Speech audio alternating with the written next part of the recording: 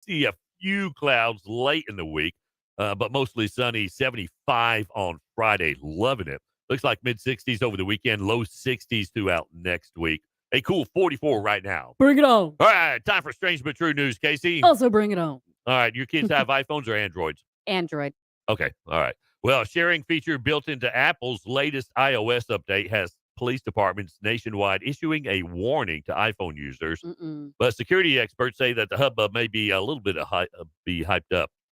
The new name drop feature Yeah. allows consumers who have phones using the iOS 17.1 or Watch OS 10.1 on their Apple Watch to quickly share contact information with a nearby iPhone or Apple Watch by simply placing the device close together, similar to the Apple's AirDrop.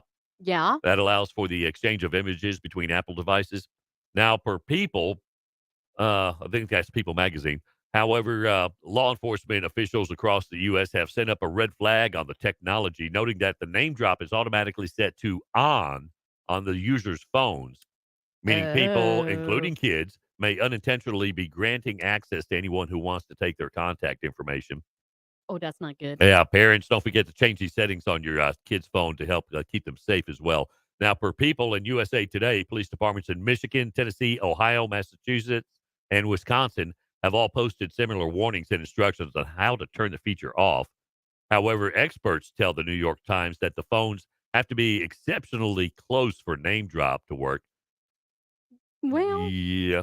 And that both users have to give the okay for the info sharing. Yeah. But I think they did an update.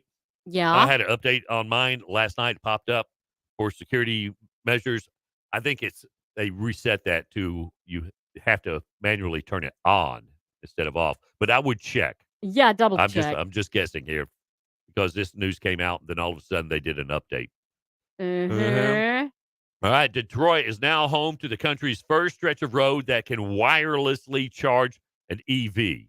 Really? Yeah, whether it's parked or moving. Wireless charging on an electrified roadway could remove one of the biggest hassles of owning in an EV, the need to stop and plug in regularly.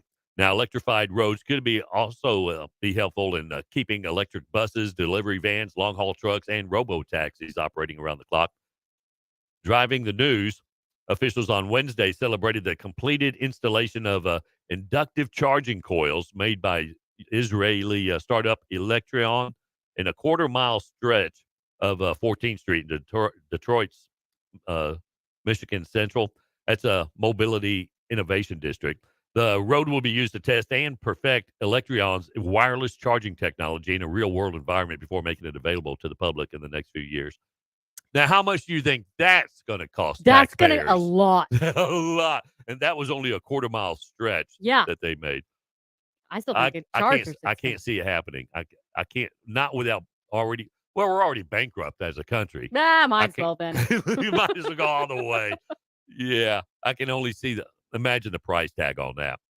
All right, I touched on this last week. You may Okay. remember this. The Grinch tried to steal Christmas because that's what, well, the Grinch does. It is. It's what he does. Yeah. Dressed as the Grinch, a guy named David Grisham carried a sign during the morning drop off at Sleepy Hollow Elementary in Amarillo that read, Santa is fake. Oh, yeah. Jesus is real. Okay, I remember that. Yeah. Parents, as you might imagine, were not happy to see him. One dad grabbed the sign and threw it on the ground. Well, that's not being very Christmassy. No. The cops were called to the school, but they didn't arrest the Grinch. There's nothing they can do. He was off school grounds. He was on the sidewalk and wasn't breaking any laws. ABC 7 asked Grisham if he understood why parents would be upset. And he said, quote, I understand why they're upset. Mhm. They're upset because they're prideful and don't want to admit that they're lying to their kid and that it's wrong. And in spite of what God's word says, the more concerned with the traditions of men rather than the truth. And they double down on the lie because of pride. And they're angry because they want to blame the person telling the truth and the one who told the lie that prompted the truth to expose the lie. Said they don't want to be seen as liars in the eyes of their kids, but facts the facts say that they are. Now, Well, yeah, I mean, where do you sit on the fence? I'm on the fence on this one here. me? Yeah, he's not wrong. No, he's not He's not wrong. wrong. But I mean, No. parents do lie to the kids. about Christmas. Yeah. Do you Yeah. remember when you realized that? Ooh, hey, are the kids in school? What? Yeah, they're in school. Okay. They're in school. Do you remember When I the found moment out? when you found out? Yeah. Were you devastated? No, I mean, because you get a little older and then other kids at school start talking. You kinda get a little inkling before you're like, "Oh, okay."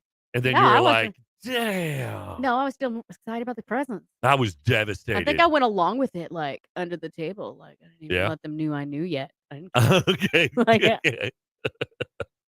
who's Uh, lying now? I was devastated. Were you? Years of therapy. Wow, Yeah. liar. Still. All right. Download the free Mix Online app on your iPhone or Android. Take us everywhere you go. All the time. 8:52, 8 before 9. The Mix Online, your hits from the 80s, 90s, and today. Good Monday morning to you. Ken and Casey.